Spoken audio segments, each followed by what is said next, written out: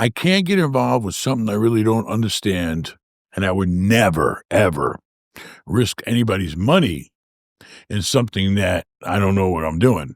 So, I'm not knocking it, and I'm not for it because I don't understand Bitcoin, and I've seen it all over the place, and I know it's a new thing, and yeah, my son told me to buy it when it was $1. Ben Jr., he told me to buy Bitcoin when it was $1, even with the dollar. Why didn't you buy I think it? he was in college.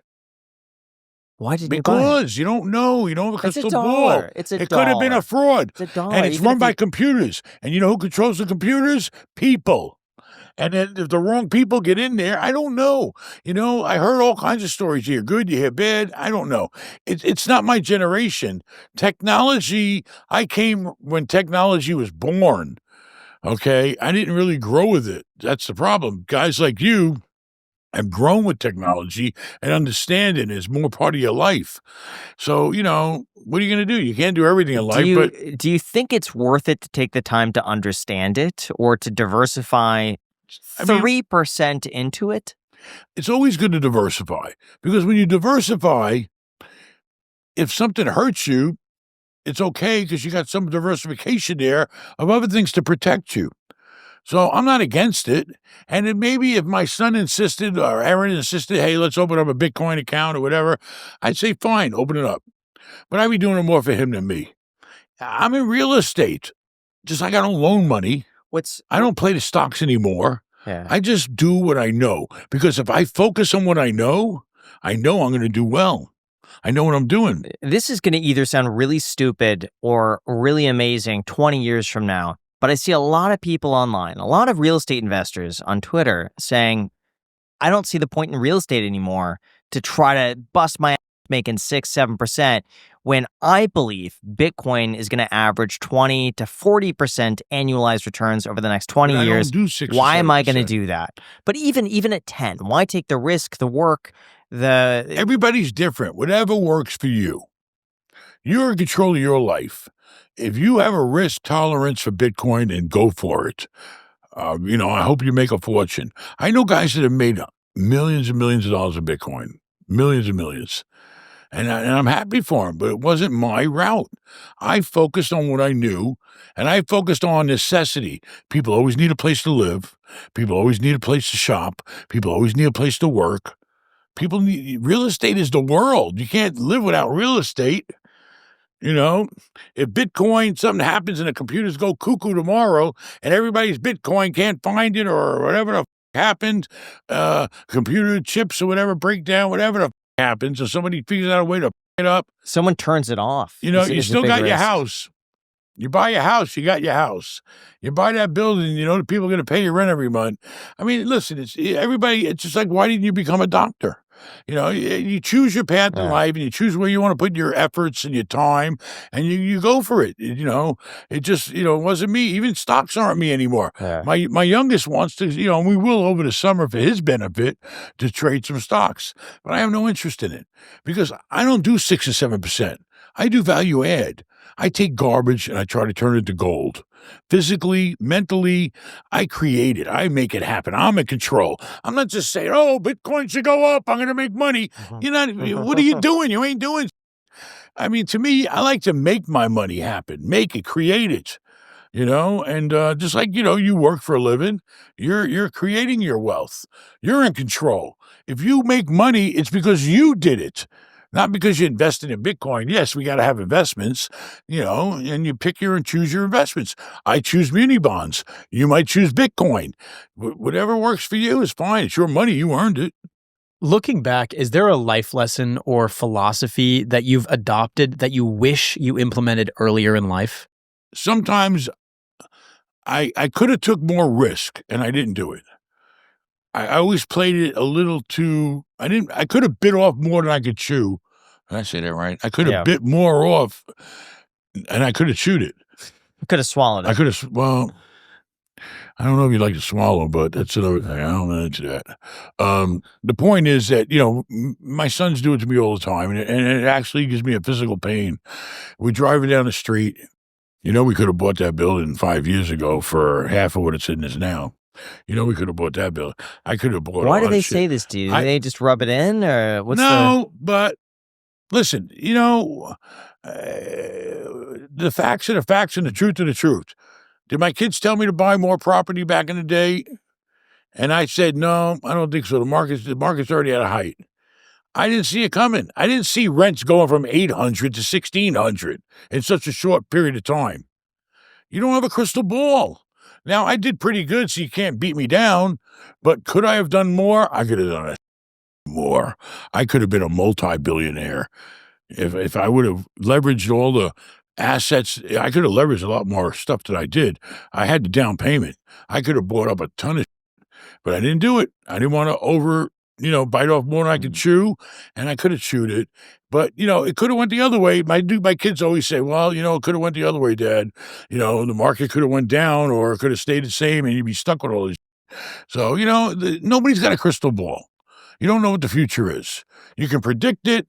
You can sometimes apply logic to it. Like, yeah, if an Amazon place gets built up in an area where it's a deserted area, and they're going to have 2,000 employees there, then damn well it pays to build, right? And it pays to build retail, and it pays to create a housing community. That's common sense. It's interesting. I hear that a lot, actually, when I ask people what their biggest financial regret is, especially people that are like doing well financially. They always say, I wish I could go back in time and have bought more equity, more assets, and invested more aggressively. But I also wonder if that's a little bit of survivorship That's what I was about bias. to say. Because they're here. They're doing great by all means. Sure, they could be doing better, but to do better, Doesn't you bother have me. to have a completely different framework. Instead of being conservative and calculated that applies to every action in your life, you would then become risky and aggressive. And then that's what And it would you can take. make mistakes. And you then. don't know where that would have also led you. Yeah. And so it's like, But I came from being a risk taker, but even though it really wasn't risk, I don't know. It's hard to explain. I always try to do deals that I knew for a fact I was going to make money. I knew that if I bought this property, I know I can raise the rents if I do A, B, and C to it and manage it better than the last guy.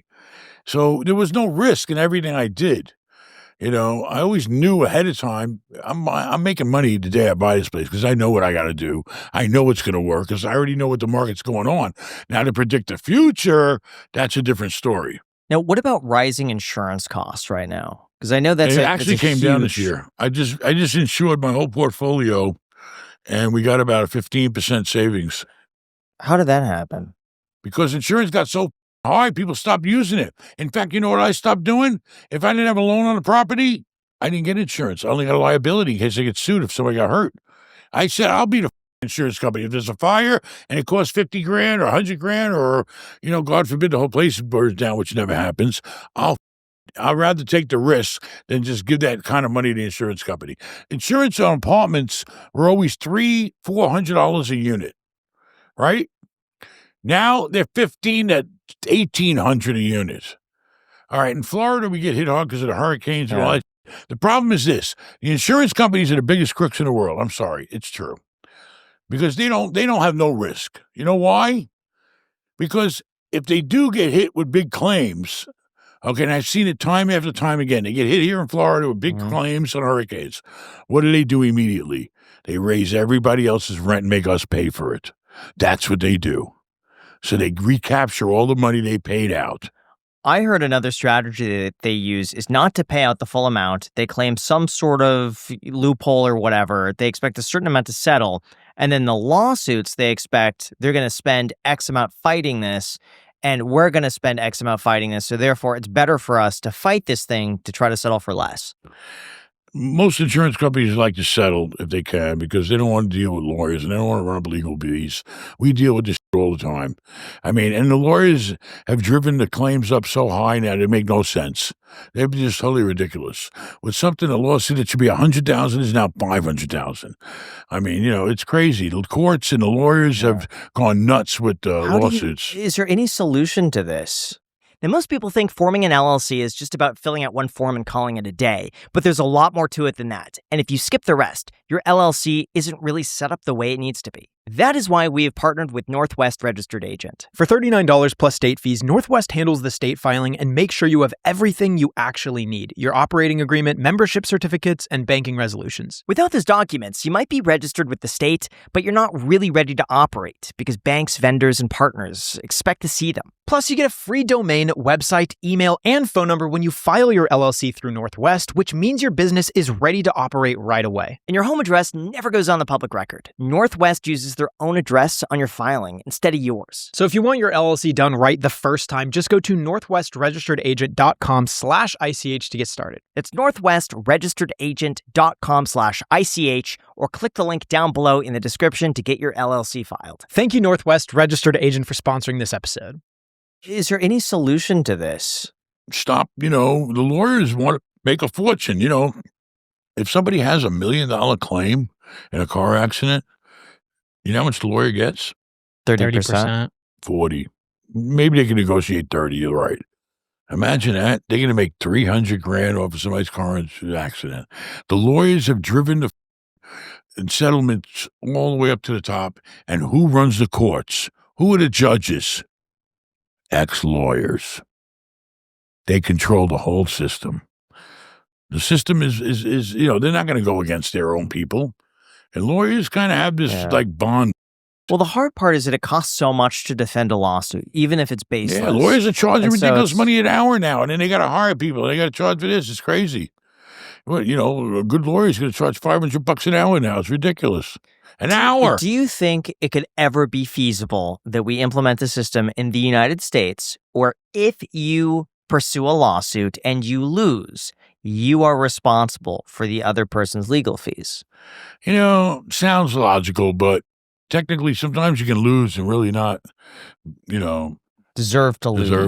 Or maybe it was you shouldn't have lost so much, or I don't know. I try to stay out of the court system because it's just very, very tricky. But do you think that might cut like down throwing a on dice. frivolous I feel like instead of having to and then the frivolous lawsuits. Yeah. Publix, Publix, right? Mm-hmm. I think they get sued I don't know how many. If you count all the lawsuits they have, a slip and falls, and most of them, constantly, every day. They have lawsuits coming in. It's crazy. It would be interesting, instead of having to resue for legal fees, to sue them back for legal fees, it could just be a part of the dismissal process where the jury then decides, okay, you sued, it was frivolous to this degree, 70% frivolous, you pay 70% of the Here's what you're going to have happen. But then if somebody sues you for a frivolous lawsuit, 9 times out of 10, they ain't got a pot to piss in, so they ain't getting anyway. That's true. So what's the point? There's no risk for someone. The problem is you got the people in life that are always trying to over and have some slick way of beating the system, or doing something that's crooked, or doing something that's shady, and they're the ones that ruin it for everybody that really tries to do the right thing. What if there's a database for lawyers and you can go back and see their history of performance in the court of law, and that evidence and data could be used maybe? No, because most lawsuits settle outside of court. They're not going to go to a jury trial. It's easier just to settle and get 20.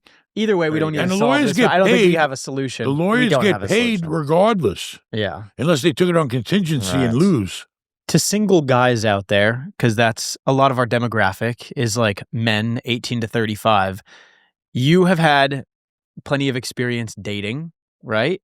What would you say not dating. Mating. Okay. What would you say most guys are getting wrong in terms of dating? You can't get too caught up in a relationship at a young age. You just can't. What is a young age? How old? 18, 19, 20, 21, 22, 18 to 25. And then it depends on what you've accomplished while you're 18 to 25. You can't get into a relationship unless you got your shit together and you got your life on track, and you're moving in the direction you need to be, and you're self-sufficient, and you're stable. And then the other person should be stable too. Really, you shouldn't really be getting, I wouldn't see people having kids till 30. I think 30 is really the right year to maybe start thinking about having kids, if you're successful and stable and comfortable in your life. Isn't that early? Because if you're 20, let's just say you're 26, you got your life together and you meet someone. Then it's also you got to date him for a few years, and then you got to get married, and then it's another year, and then you're 35. Graham's Okay, 35. whatever. Listen, everybody's different. You For never know. context, You know, yeah. it's all about meeting somebody that's going to make your life pleasant and productive, whether it's money-wise or home life. Like my wife, she don't work, but I still feel like she's productive because she's got her responsibilities. She's got the house, she's got the kids, she's got our life, she's involved. Okay. You know, it's got to be people that, and we're opposites, 100% opposite in every way. Imagine that. Mhm. You know, it's funny how you say, oh, well, this person likes doing this and I like doing that. Me and my wife are opposites. And it works. I mean, everybody's different. We're all human. But, you know, you really shouldn't get caught up in a relationship until you got your own together. And you got some money, you got your career going, you got your goals set, you're on the right track, you take care of yourself, you know. And, you know, because dating, you know, you can start dating, you can start spending money. You know, you want to wine and dine, you want to have a fancy car, you know, you want to have a nicer place. A lot of people don't want to struggle. They want it right now. They want to live it now. And that's how they fuck up their credit and, you know, and then put themselves in a hole they can't get out of. That's the worst thing in the world is to dig yourself in a hole where it's almost impossible to get out of. Do you think guys should pay for taking the girl out every single time?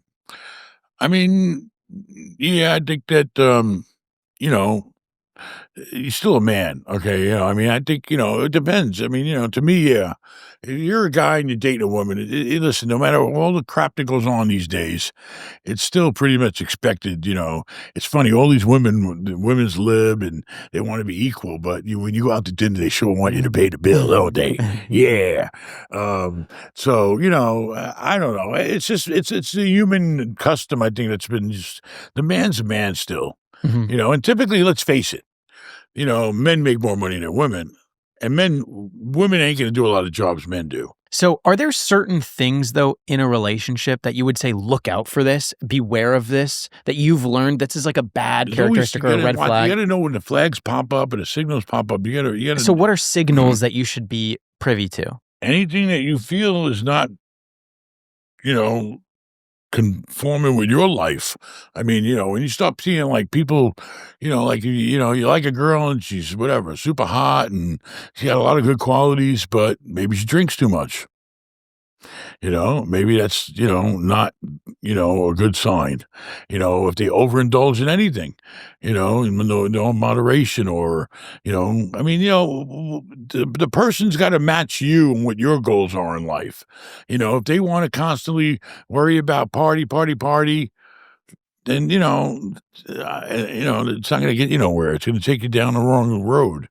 You know, because the party is over the next day and you forget all about it anyway. So what the hell? How much more did it motivate you to make money and be successful having a wife and having kids? I mean, you know, having the kids definitely was a motivation, knowing that I need money.